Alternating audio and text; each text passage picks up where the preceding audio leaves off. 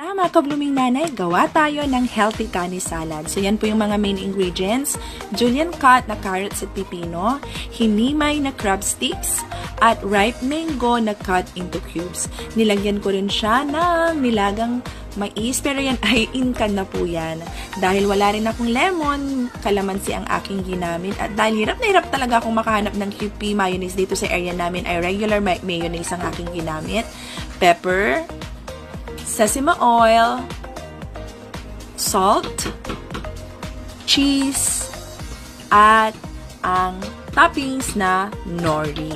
So, paghahalo-haluin mo lang technically yung mga ingredients at syempre to taste ang salt at saka pepper. Kapag kakainin mo na, ipalaman mo lang yung salad doon sa nori mo or lagyan mo sa ibabaw at good na yan. Sana hindi ako magdi-dinner or hindi ako talaga nagdi-dinner pero tinikman ko kasi excited ako. Yan lang! Let us maintain our freshness mga kabluming nanay. I love you!